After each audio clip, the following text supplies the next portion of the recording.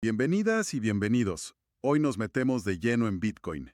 Vamos a revisar un análisis técnico bastante detallado sobre cómo se ha estado moviendo a finales de julio de 2025. Nos basamos en lo que se compartió en el canal de YouTube Jesus Navarrete. Es un material, la verdad, con muchas observaciones sobre volatilidad, indicadores y hasta posibles factores que no siempre se ven en las gráficas. Exacto. La idea es un poco desenredar esas señales, ¿no? Intentar entender qué pasa con la estructura del mercado de Bitcoin ahora mismo, las, digamos, advertencias técnicas y esa mezcla que siempre es intrigante entre el análisis puro y las sospechas de, bueno, de influencias externas. Perfecto, pues vamos a desglosarlo. Empecemos por algo que menciona la fuente, esa preferencia clara por Bitcoin. ¿Por qué tanto foco en este activo en particular? Principalmente por la liquidez. Eso es lo que se le destaca. En Bitcoin, parece relativamente fácil poner una orden de compra o venta y que se ejecute más o menos al nivel que uno quiere. Claro, Algo que no pasa, pues, con otros tokens que tienen menos volumen.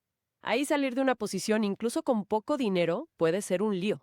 Dan el ejemplo de, creo que Ross Cameron, ¿no? Que tuvo dificultades para salir de un activo así, de bajo volumen. entendido. Tiene todo el sentido. Poder operar sin quedarse atascado es fundamental. Ahora, si entramos ya en el análisis técnico de estos últimos días de julio, ¿qué panorama dibuja? Suena a que hay bastante movimiento, ¿no? Totalmente. Lo que describe es un mercado que se mueve lateralmente, en rango, pero con señales que tiran más hacia abajo, hacia lo bajista. Ajá. Por ejemplo, menciona un indicador, el Parabolic SAR. Cuando este se sale de las bandas de Bollinger en los gráficos semanales, bueno, históricamente eso ha sugerido que viene un movimiento bajista más largo. Hablan de unas 9 a 12 velas, o sea, semanas.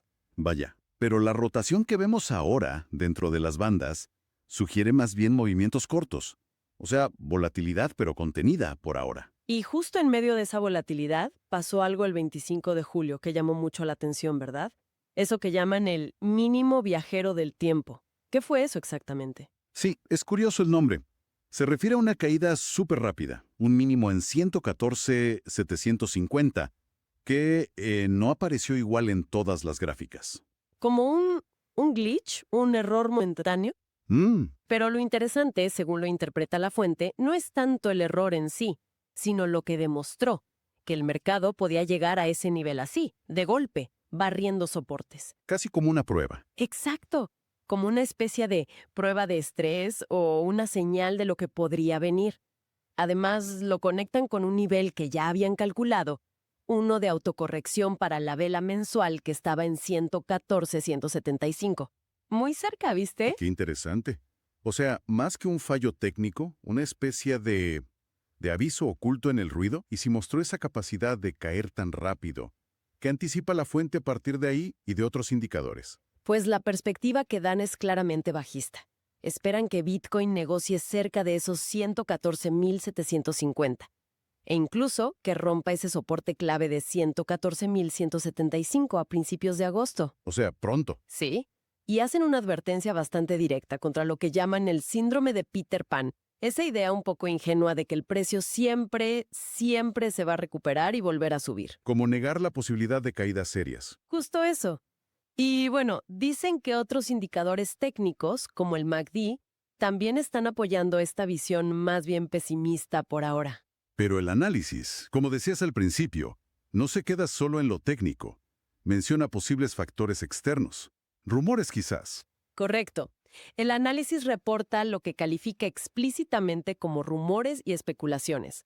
Se habla de posibles filtraciones de información, mencionan a periodistas como Charles Gasparino, también de un supuesto acuerdo entre Estados Unidos e India, Hmm, o incluso el posible impacto de mensajes de figuras públicas como Donald Trump. Y todo esto lleva a la fuente a plantear la pregunta: ¿podría haber insider trading? una pregunta fuerte. Muy fuerte. Pero es crucial, y la fuente lo recalca. Solo están reportando estos rumores como posibles explicaciones a la volatilidad. No los están afirmando como hechos, ¿eh? Entendido. También mencionan otra preocupación: el endeudamiento de empresas que compraron Bitcoin a precios muy altos.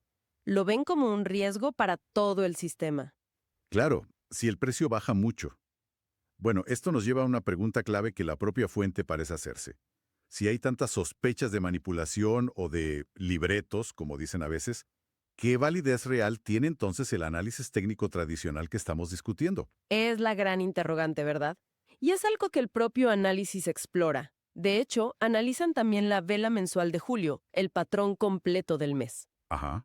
Y comparan el patrón actual, ruptura, retroceso, a un promedio móvil importante, la EMA 9, con uno muy parecido que se vio en 2020-2021.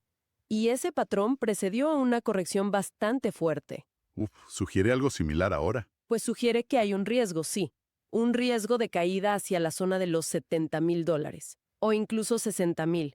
La clave, dicen, estará en cómo cierre julio y sobre todo cómo abra y se desarrolla agosto. ¿Qué tendríamos que observar en agosto? Una apertura fuerte, pero seguida de debilidad en los primeros, digamos, 10 días. Eso sería una señal muy, muy bajista. Y hay otro escenario. Si los datos clave de la vela de agosto, apertura, cierre, lo máximo, mínimo, terminan mixtos, por ejemplo, 2 arriba y 2 abajo. ¿Indecisión? Lo interpretan como el final del impulso alcista que traíamos. Usan una frase muy gráfica. El swing murió. Se acabó ese movimiento. Fascinante y la verdad bastante complejo. Tenemos por un lado el análisis técnico puro, con indicadores, soportes. Luego esas señales extrañas, como el viajero del tiempo, patrones históricos que parecen repetirse. Y flotando por encima la sombra de posibles influencias externas, manipulación. Exacto. Y todo eso nos deja con la reflexión final que plantea el propio material que analizamos. En un mercado así, con esta volatilidad extrema, donde la sospecha de que hay, bueno, manos fuertes o intereses ocultos moviendo los hilos es constante, ¿cómo podemos realmente valorar las señales técnicas? ¿Hasta qué punto nos sirven para navegar estas aguas tan turbulentas? Es una pregunta abierta, sin duda, para seguir explorando.